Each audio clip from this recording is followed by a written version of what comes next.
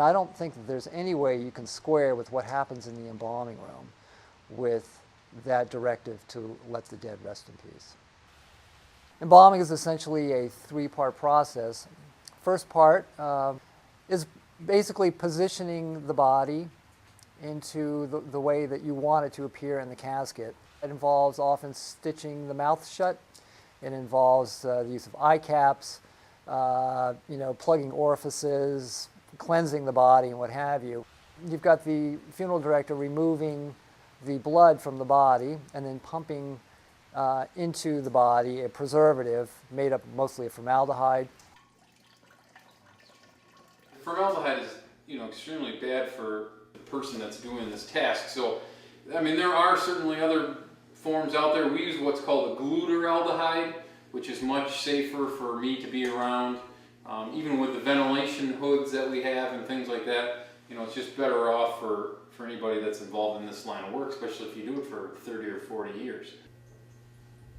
I can see that there might be some instances where families could find it very therapeutic to view an embalmed body, because the body is not just temporarily preserved. The embalming also fills the body with dyes.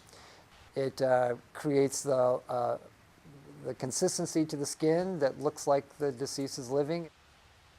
For people who want to have a body and want to be able to understand that that body is still present in the casket, I think that allows them to maintain some sense of the presence of the individual. I think that can help.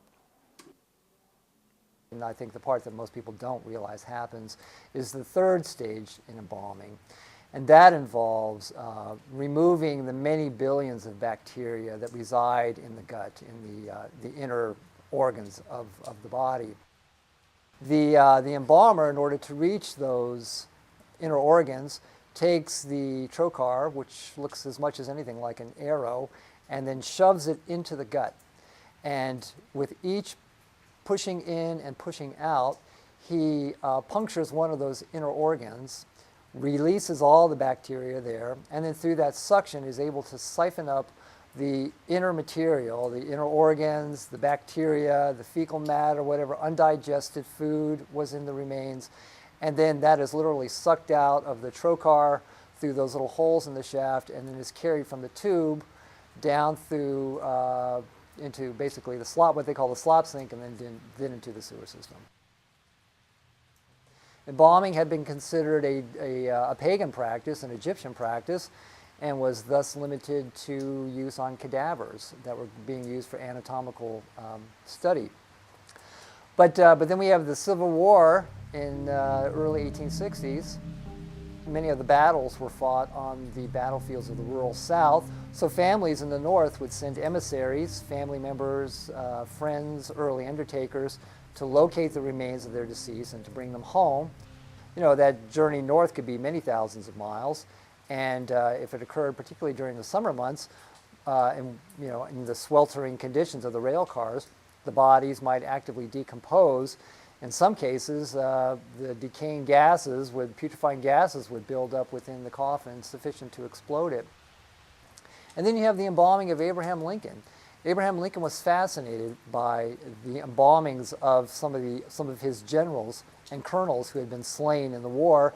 So Abraham Lincoln is assassinated, and his body is embalmed the next day. It's estimated that 1 million Americans would file past the open casket of the 16th president. And for all Americans who are used to looking at cadavers that they had laid out themselves in their unheated front parlors, Abraham, who had been embalmed against rapid decomposition, looked so good, at least early in the funeral train, that mourners were known to reach out and try to touch his face.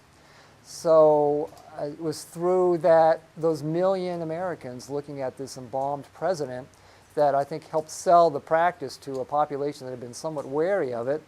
And then you have the rise of a funeral industry.